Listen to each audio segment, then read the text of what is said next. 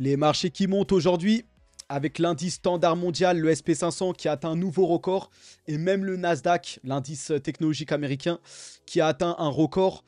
Donc, les marchés qui sont optimistes par rapport aux résultats voilà, qu'on a eu. Alors pour l'emploi, donc voilà, les marchés attendaient les résultats sur l'emploi américain.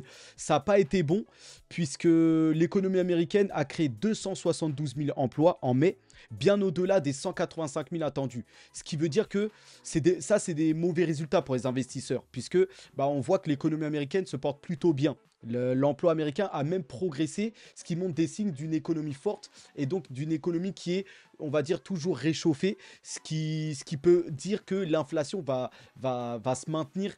Et voilà, parce que plus une économie est forte et plus les gens vont consommer et plus ça ça peut faire grimper les prix. C'est une économie qui se réchauffe en fait. Et donc là, c'était pas bon du tout. Donc dans un premier temps, on a eu en fait les marchés qui ont fortement chuté. Mais juste après, on a eu les chiffres du chômage qui ont rassuré un peu les investisseurs parce que c'est une mauvaise nouvelle. Le chômage est monté aux États-Unis. Donc bon, on a eu 4% au lieu de, on va dire, 3,9. Bon, c'est 0,1 de différence, mais quand même, c'est monté. Et donc, ça a rassuré un peu les investisseurs parce que c'est des signes d'une économie qui irait mal, un chômage qui explose, voilà, ça veut dire que plus de gens ne travaillent pas et donc une croissance qui n'arrive pas et donc une économie qui pourrait se refroidir. Et donc ça, dans un deuxième temps, ça a rassuré un peu les marchés et les marchés finalement qui vont, semblerait-il, terminer en hausse. Donc on verra ça. Donc ça, bien sûr, là, c'est le chômage qui monte, c'est une nouvelle haussière pour le marché. Donc voilà, un taux de chômage plus élevé que prévu pourrait inciter la Fed à réduire ses taux d'intérêt. C'est ce que les investisseurs attendent depuis des mois et des mois.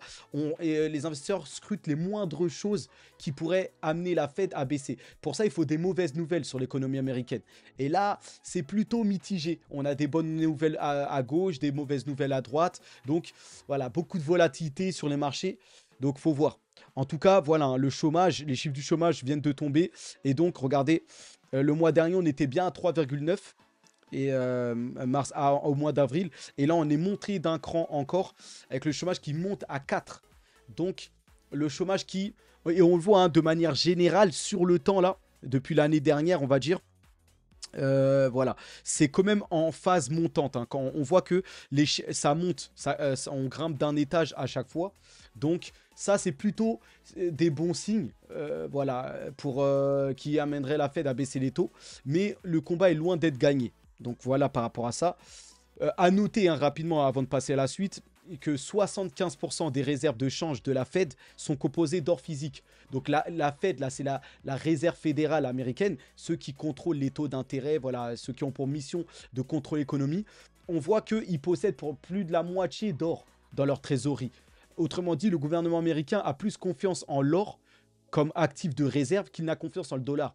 Parce qu'une économie qui a confiance, en général, voilà, ils gardent leur trésorerie dans leur propre devise locale. Mais comme on sait que le dollar peut s'effondrer à tout moment, puisque voilà, avec toute la dette et avec tout ce qui se passe, toute l'impression monétaire, eh bien, même les Américains eux-mêmes savent qu'ils préfèrent garder leur trésorerie en or, qui est plutôt voilà, moins volatile. Donc ça c'est des signes qui montrent que l'économie américaine n'est pas sereine, simplement. Donc voilà, en tout cas, et voilà. Et regardez, le cours de l'or au cours de ces 20 dernières années n'a fait que de monter ici, là. Vous voyez, il y a eu le Covid, il y a eu l'invasion russe en Ukraine, il y a eu les crashs boursiers. Tout événement, en fait, le monde, on va dire, empire de période après période. Et donc, quand les gens ont peur, surtout dans les côtés finances, ils achètent de l'or. Espérons qu'ils en fassent autant avec le Bitcoin plus tard. Mais en tout cas, l'or est vraiment l'actif de réserve de défense, de protection, tout ça. Et donc, ça devrait continuer à s'apprécier. Après, bien sûr, c'est pas l'or qui va vous rendre riche. C'est pas, voilà. C'est plus réservé aux énormes portefeuilles que des petits portefeuilles de moins de 100 000 ou moins de 50 000. Mais l'or, ça reste une valeur sûre. Surtout pour les gros portefeuilles, on va dire. Donc voilà. Dans l'actualité justement des financières et américaines, les actions de GameStop chutent donc de 28%. Hein. Donc vous voyez une volatilité extrême. Hein.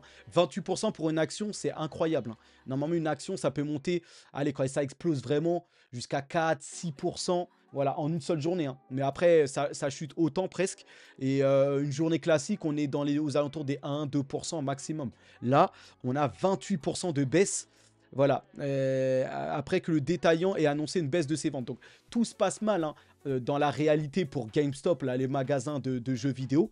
Mais voilà, une baisse de ses ventes de 20... là, à GameStop, ils ont annoncé une baisse de leurs ventes de 29%. C'est conséquent. Hein. C'est au moins un tiers des baisses de vente. Donc ces magasins là de jeux vidéo ne fonctionnent plus, ça fait plus le chiffre d'affaires. Voilà, maintenant vous le savez, GameStop est très volatile et explose, soutenu par un trader qui alimente les marchés. Là d'ailleurs, l'action GameStop aujourd'hui là, donc le GME là, l'action de GameStop a été suspendue 6 fois au cours de la première heure de négociation aujourd'hui.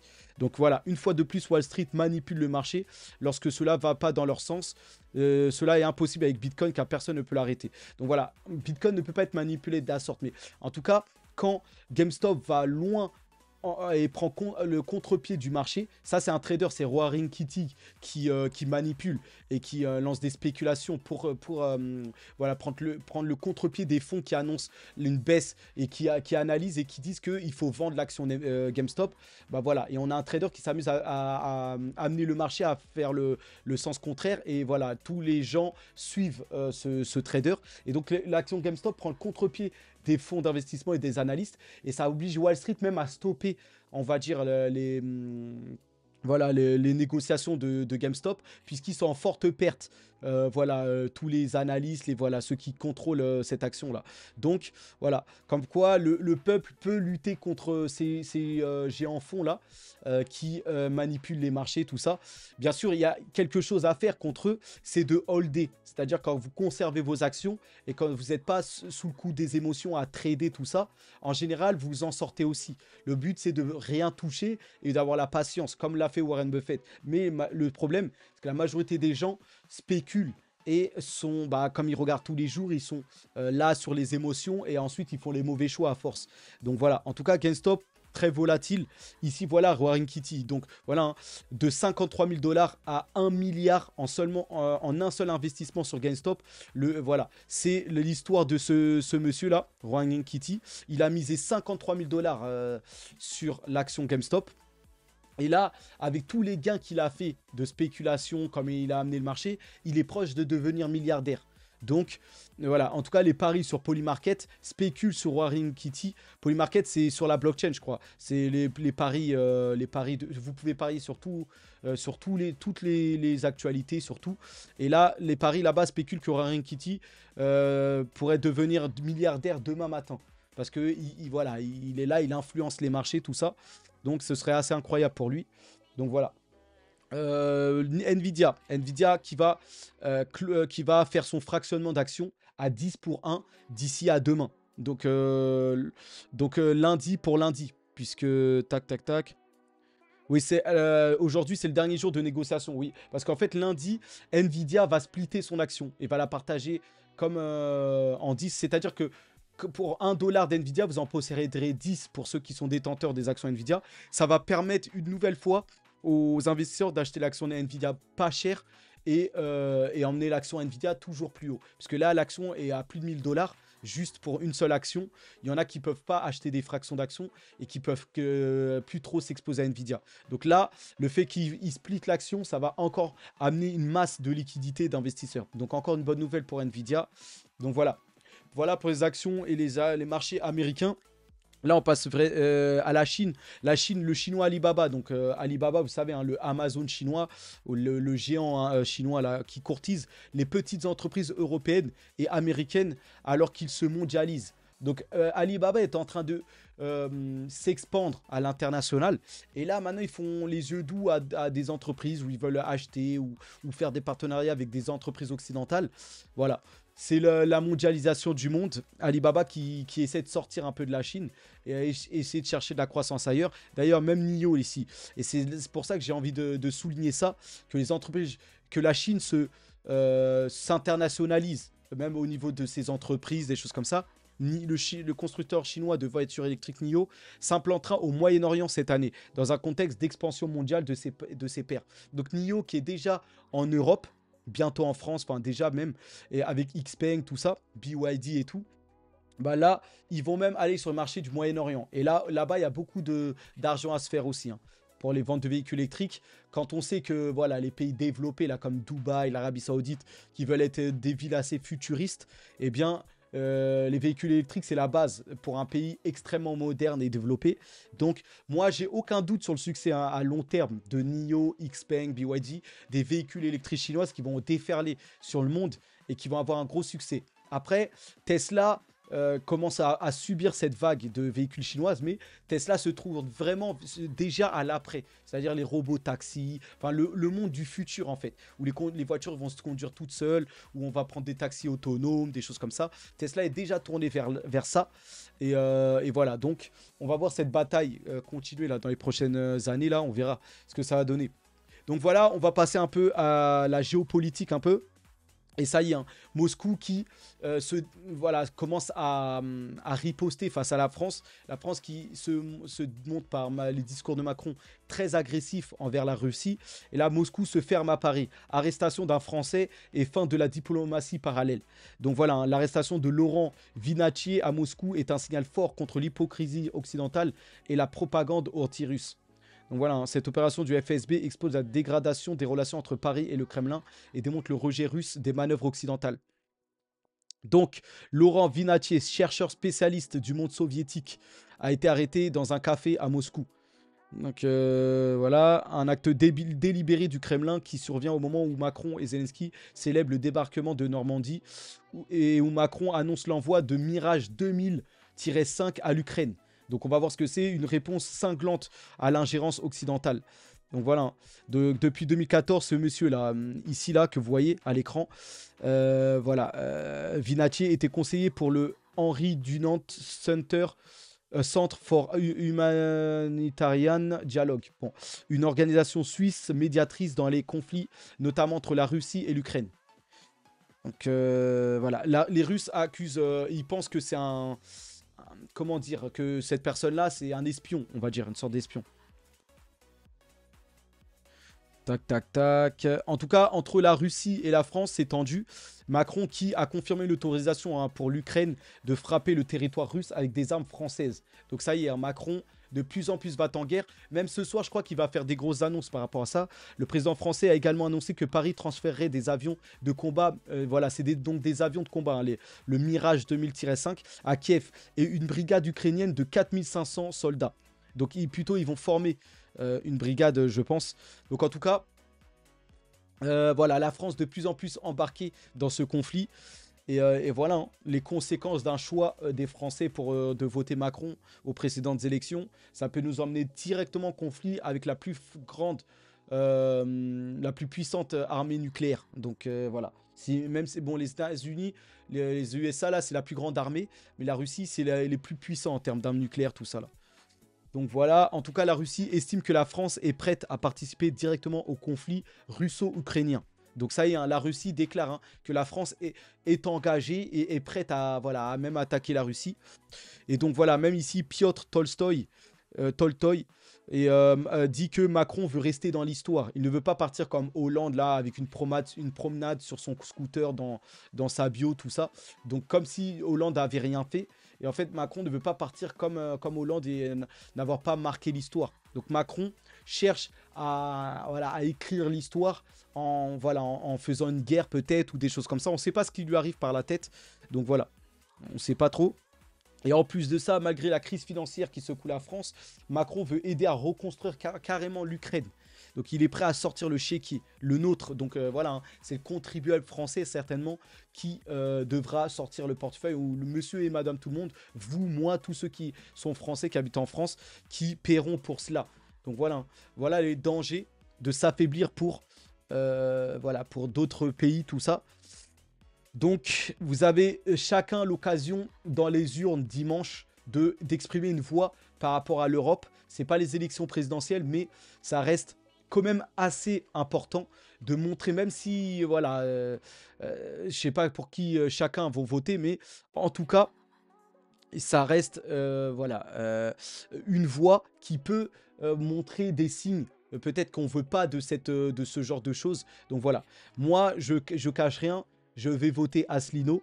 Si je pars voter, hein, je sais pas encore. Mais si je pars voter ce week-end, ce sera François Asselineau. Voilà. Lui, j'aurais pu avoir Philippot. Donc voilà. Après, à chacun de voir voilà, qui vous voterez. Donc à chacun de, voilà, vous pouvez même le dire en commentaire ou on peut en débattre. Voilà, pas d'animosité, chacun, voilà, moi c'est par rapport à ce que je vois, j'ai voilà, ma vision et à chacun en tout cas d'avoir la sienne et en tout cas c'est important.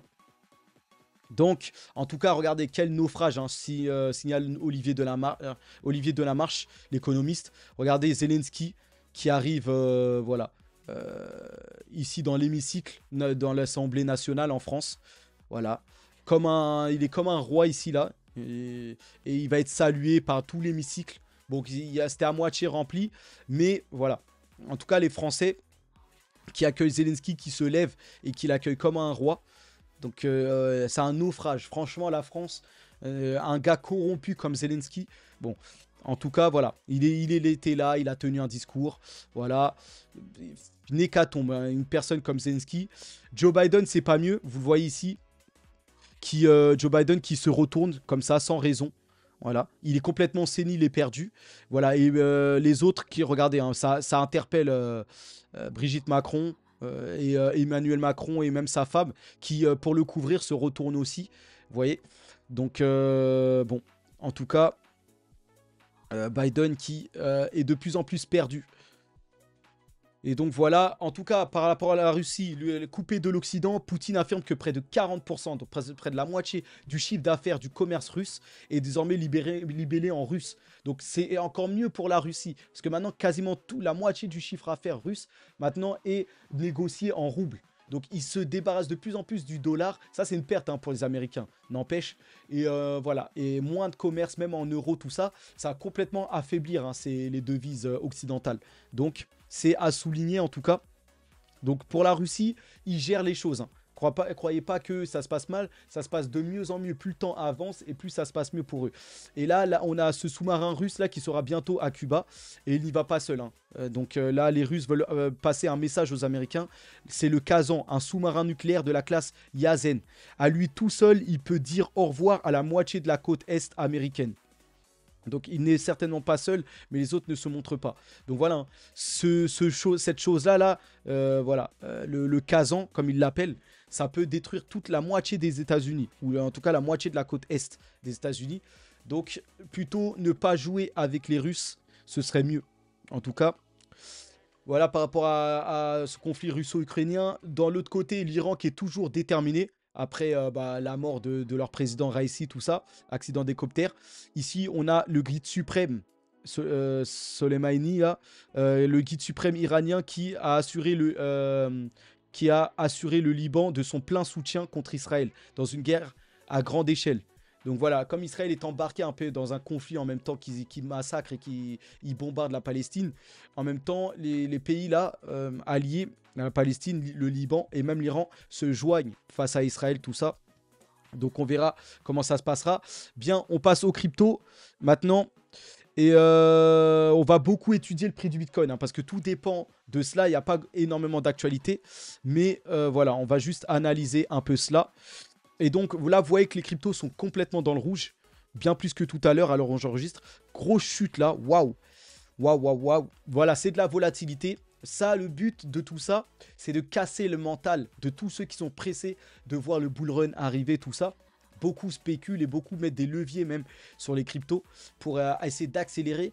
Personne n'est prêt à... Voilà, c'est tout le monde veut la gratification immédiate, avoir les choses vite, des gains vite. Eh bien, cette volatilité va dans le sens contraire pour l'instant.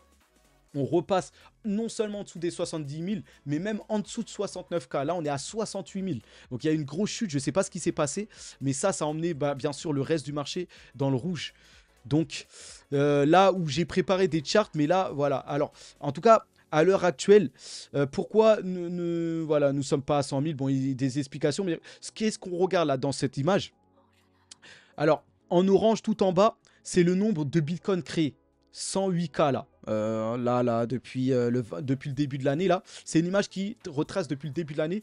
On a en violet, ici, là, les bitcoins ETF, vous voyez, l'accumulation des bitcoins ETF. En orange, on a les bitcoins qui sont créés. Donc, vous voyez qu'il y a, et en gris, là, vous avez tout en haut, là, le prix du bitcoin.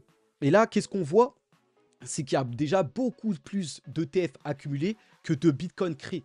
Donc, beaucoup plus de bitcoins accumulés via les ETF pour les marchés financiers que de bitcoins créés. Donc, ça raréfie l'offre. Et ça peut faire vite augmenter le prix du bitcoin. Après, si on regarde dans les faits, le prix du bitcoin en gris face aux ETF accumulés, on voit que ça se tient à peu près. Dès que les ETF sont fortement accumulés, le prix du bitcoin augmente. Et dès que ça stagne au niveau de l'accumulation des ETF, le prix du bitcoin stagne. Vous voyez? Et là, on a à nouveau les ETF qui montent là. Vous voyez dans l'image ici, on recommence vers la hausse là. On voit que la courbe violette repart à la hausse là sur la fin. Vous voyez clairement là. Et donc, certainement, le prix du bitcoin dans un second temps va suivre. Vous voyez? Parce que vous voyez que quand c'est monté ici, le prix du bitcoin a mis du temps à monter aussi. Et donc là, ça repart à la hausse là, au niveau des accumulations d'ETF, ce qui nous fait penser que à court moyen terme, le prix du bitcoin va suivre et va monter également. Donc c'est un bon signe. Et on voit que finalement maintenant, le prix du bitcoin dépend fortement de son accumulation via les ETF. Vous voyez? Et on attend impatiemment les ETF Ethereum Spot aussi. Donc pour le Bitcoin, c'est du tout bon. 18 jours d'affilée d'accumulation d'entrée de TF sur le Bitcoin. Donc on voit clairement que la vague d'accumulation de Bitcoin est repartie. Maintenant, on voit que ça n'a pas l'air d'être assez puissant pour vraiment faire passer le Bitcoin au-delà des 72 000. Le Bitcoin a même chuté là. Mais en tout cas, c'est des signes qui montrent que voilà, on est prêt à aller chercher de nouvelles hauteurs, de nouveaux prix en haut. Donc on verra. En tout cas, regardez, hein, c'est surtout comme d'hab, hein, le TF de BlackRock qui enregistre le plus d'entrées. 350 millions pour la troisième journée, troisième grosse journée. On a quand même des sorties hein, sur le TF Dark Invest, et le TF de Bitwise, qui ont plus des frais très faibles. Hein. Et donc voilà. Donc le total, par le rapport entrée-sortie, on a quand même à plus 217 millions. Donc c'est une journée d'entrée quand même. Donc voilà, c'est plutôt positif et largement plutôt que négatif. Donc ça, c'est un bon point. C'est un très bon point. Autre nouvelle, là, je vous avais montré l'autre jour, on était en dessous là, de la montagne. On était encore en train de remonter. Là, on est passé au-dessus et on va former une nouvelle montagne. À quelle hauteur elle sera? Mais en tout cas, ça, c'est une montagne de quoi? Des institutions qui accumulent du Bitcoin. Donc là, on voit, voilà, tac, tac, tac. On voit clairement que ici, là, les institutionnels, donc toutes les entreprises, les fonds d'investissement, sont en train eux-mêmes là d'accumuler fortement du Bitcoin. Vous voyez? Et qu'est-ce que les conséquences sur le prix du Bitcoin? Bah forcément, ça va faire monter ça plus haut. Donc quand on regarde les nouvelles, on voit que c'est très très positif. Hein. On sent que il y a des bonnes choses là sur le prix du Bitcoin qui vont arriver. Hein, quand on voit tous les charts. Donc voilà, entreprise par exemple, un exemple d'entreprise qui accumule fortement du Bitcoin ici, Semler Scientific. Il y en a d'innombrables hein, qu'on n'en connaît pas, mais Semler ça fait partie des entreprises qui accumulent du Bitcoin. Et donc là, Semler Scientific acquiert 247 Bitcoins supplémentaires, portant son portefeuille total à 828 BTC. Et chaque BTC est d'une valeur de 70 000 euros. Donc un BTC 70 000, donc ça vous laisse penser.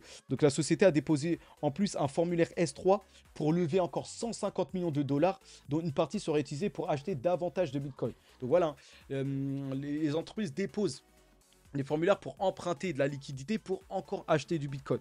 Nous pensons qu'ils possèdent une caractéristique unique en tant qu'actif de rare. Vous voyez, donc ils sont, voilà, Semler Scientific, qui sont à fond sur le Bitcoin, on l'a compris, et il n'y a pas que. Hein. Donc d'autres bonnes nouvelles qui montrent que normalement le Bitcoin devrait s'apprécier. Ici, on a le Bitcoin Lightning Network qui, donc le Lightning Network, c'est la couche 2 pour les transactions pour le Bitcoin.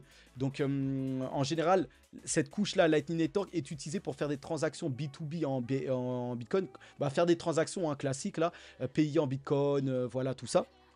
Ou échanger des bitcoins. En général, on utilise le réseau du Lightning Network. Et regardez, le Lightning Network est beaucoup utilisé puisque ça fait que d'augmenter. On voit que la courbe est en tendance haussière. Donc l'utilisation du Lightning explose. Ce qui veut dire que les bitcoins est de plus en plus utilisé dans les transactions.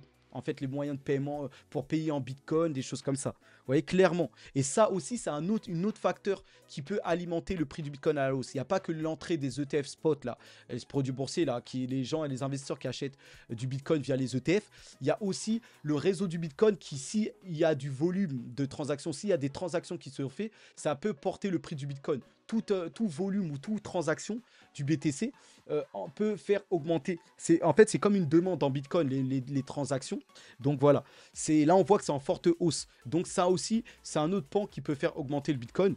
Autre bonne nouvelle, les intérêts ouverts atteignent un sommet historique. Donc, on n'est jamais été au plus haut sur les intérêts ouverts. Donc là, ça concerne la partie trading, en fait. Et là, les intérêts ouverts, c'est en fait tous les traders qui parient sur le Bitcoin ou qui ont des positions sur le Bitcoin, on va dire. Et là, ça, on parle de côté trading, hein, pas spot. Vous avez les spots où vous achetez sur les exchanges et vous conservez au crypto. Là, les intérêts ouverts, c'est ceux qui vont spéculer, qui placent des paris, qui placent des trades avec stop loss ou avec le levier pour faire des x5 directement, des x20. Eh bien, regardez, quand on regarde qu'est-ce qui se passe là au niveau des traders du Bitcoin, on voit que on a atteint des records au niveau des traders. Il y a de plus en plus de traders là. Clairement, on voit que ça forme même une montagne. Donc, de plus en plus de personnes trade sur le Bitcoin, spéculent ou trade ou passent des paris sur le Bitcoin et ça fait que d'augmenter. Donc, dans tous les pans, que ce soit le Bitcoin qui est utilisé en transaction, en échange de paiement, les traders qui spéculent de plus en plus, les entreprises qui accumulent de plus en plus, les ETF qui enregistrent que des entrées, que du bon pour Bitcoin à l'heure actuelle. Peut-être que ça ne se reflète pas sur le prix maintenant, mais ça se reflètera sur le prix tôt ou tard. Donc voilà. Et pour Bitcoin, justement, on a passé en fait, ça s'appelle l'accumulation pattern. C'est un classique. Voilà, dans le trading. Et comme la fois passée, ici, on a fait la même chose en bas là. Donc là, la fois passée, je sais plus c'était à quelle période, mais là, on est en train de recommencer. Et donc, ça fait à peu près 2-3 mois là que sur le Bitcoin, on stagne aux alentours des 70 000, là, 68, 65, 72, par là. Ça monte, ça descend. Mais c'est un schéma classique de réaccumulation pattern. Et là, il semblerait que si on fait comme la fois précédente, on sort comme ici et on explose. Et là, on y est presque. Vous voyez? Sauf que là, on a vu le Bitcoin chuter, donc on est en train de retomber là, comme exactement ce que le trait vert est en train de faire ici. Là. Donc c'est peut-être la dernière baisse là, pour essayer de casser le moral des investisseurs avant l'explosion et la cassure voilà, vers la hausse. Donc on n'est plus très loin. On sent que encore peut-être quelques jours ou quelque chose comme ça, mais on sent que on n'est pas loin d'une explosion haussière. Donc on va observer ça, hein. On n'est pas pressé. Donc voilà. Sinon, de manière générale, Bitcoin est sorti d'une zone de résistance là, d'un triangle, et donc là. Maintenant, on est clairement, on était en tout cas à plus de 70K. Là, on est repassé fortement en dessous. Il y a une nouvelle certainement. Quand j'aurai plus d'informations, même à la fin de la vidéo, j'essaierai de voir avant de quitter. Mais là, voilà. Là, ça a rechuté. On est repassé au-dessous. Mais peut-être qu'on va venir rebondir sur la ligne blanche là, du haut qui est en train de, voilà, qui descend. On va venir rebondir sur les 67 000 avant de réellement, cette fois, rebondir vraiment et aller chercher plus haut. Donc, on verra ça en tout cas. Donc quand on regarde même ici au niveau du RSI, on est sur le point de former une nouvelle montagne de vert, comme les fois précédentes ici. Et donc ça, on a même un croisement là, ici, bullish. Donc sur le prix du Bitcoin, c'est des signes qui montrent une hausse à venir. Donc ça, on verra ça. Ici, clairement, voilà, hein, ça s'appelle du bullish crossover. Et là, on a croisé bullish. Hein. Je vous l'ai montré sur le chart juste d'avant. Ici, c'est clair. On a formé un bullish crossover. À chaque fois qu'on a formé ça, c'est simple. Hein. Regardez ici. Premier bullish crossover, grosse hausse. Ici, deuxième bullish crossover, énorme hausse. Vous voyez? Ensuite, on a eu le bear market, tout ça. On est parti tout en bas avant de remonter pour une première moitié. Ici, bullish crossover. Qu'est-ce qui nous attend? Une grosse hausse. Jusqu'à à peu près, hein, si on refait la même chose, jusqu'au 100K. 108, 110, 116. Donc voilà. En tout cas, tous les signes sont là. Maintenant, à très court terme, là, on a chuté. On a perdu près de 2000 ou 3000 dollars sur le prix du Bitcoin. Mais voilà, ça, c'est du court terme. Faut pas être en dépression par rapport à ce qui se passe sur le court terme. et ne pas être toujours à regarder toutes les heures, les choses comme ça. Ça, c'est le meilleur moyen d'être atteint émotionnellement et de vouloir changer ou de vouloir prendre des décisions. Il faut souffler un bon coup, laisser le temps passer et repasser, revenir plus tard, ou sinon, profiter de ces baisses pour accumuler. Ça, c'est une bonne idée aussi. Vous voyez? Donc voilà, maintenant sur le long terme, vous le voyez ici, hein, c'est l'image de la vidéo. Donc, on est sur le point d'exploser.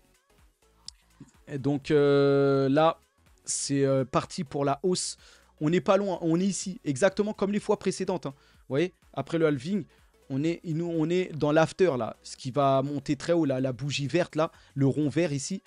Voilà, on va faire le nouveau rond vert qui va nous amener peut-être à plus de 100K. Donc on va voir. On a hâte de voir ce que ça va donner. Et peut-être les ETF Ethereum Spot qui seront à l'origine de cette explosion qui arrive peut-être à la fin du mois. On ne sait pas. On va avoir ça. En tout cas, Hong Kong pourrait avoir un coup d'avance au niveau des ETF Ethereum avec ici le proposement, le stacking en fait, la proposition de stacking pour les investisseurs en même temps. Parce que dans les formulaires des ETF américains, là, ETF Ethereum Spot américain, le stacking n'est pas pris en compte. Ça, c'est un problème qui bloquait pour l'approbation des ETF Ethereum. Le stacking, c'est de jalonner, hein, mettre en déposition, c'est-à-dire vos Ethereum, là, vous pouvez, même avec les ETF, via les ETF, les mettre à disposition peut-être pour toucher des intérêts. Ce qui n'a pas été permis par la SEC américaine, mais à Hong Kong, ils sont prêts à utiliser pour les ETF Ethereum Spot, même voilà, une flexibilité de gagner même des rendements par-dessus, comme des dividendes, voilà. Mais bon, Hong Kong prend ce pari-là, on verra.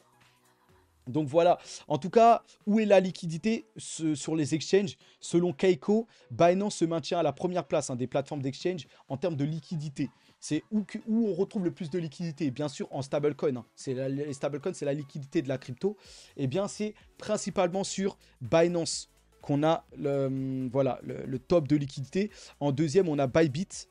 Vous voyez, et ensuite, ça descend. Coinbase, troisième. Ubit, voilà. Là, vous avez une bonne idée. Je vais même enregistrer cette image.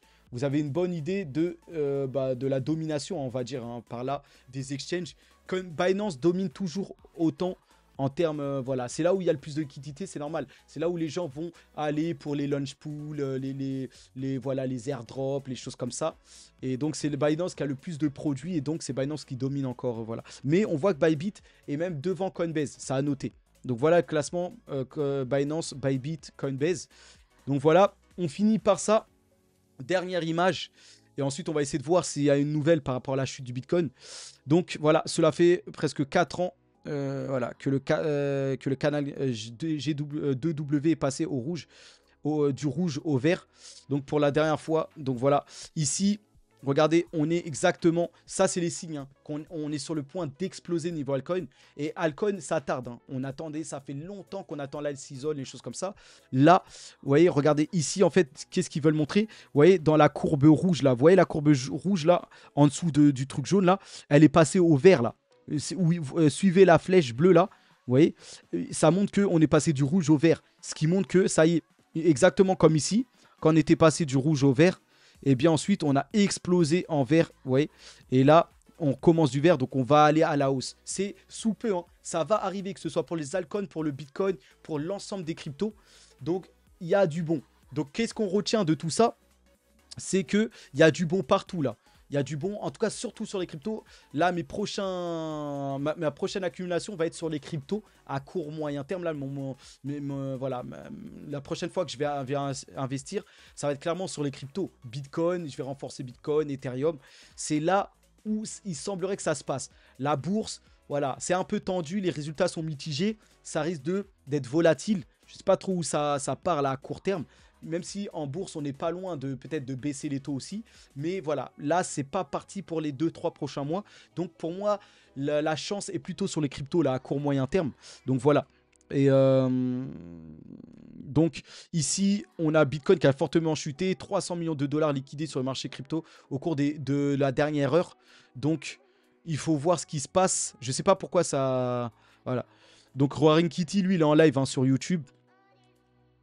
Il s'amuse, hein. Il est en train de s'amuser et de devenir milliardaire bientôt. Donc, regardez, hein, le prix du Bitcoin. Donc qu'est-ce qu'est cette voilà, ce fucking voilà, panique qui a vendu, qui a vendu absolument comme ça. Donc il y a une grosse vente, une énorme vente. On ne sait pas trop qui est derrière tout ça. Je vais essayer de rechercher ça avant de clôturer cette vidéo, mais je ne sais pas trop. Bon, j'ai pas l'impression qu'on va trouver ça. Bon, tant pis. En tout cas, voilà pour cette vidéo. On en reste là avec le prix du Bitcoin qui est remonté un peu, hein, qui est passé de 68 800 à 69 300. Il semblerait que ça va se stabiliser. Peut-être qu'on va revenir. Hein. C'était peut-être une grosse panique. Et là, on va rapidement revenir aux 70 000. On verra ça. Donc, Spartiate, Légionnaire, on se tient au courant pour d'autres actualités. Hein. Force à nous. Bonne journée à tous. Bon week-end. Et on se retrouve. Allez, à plus.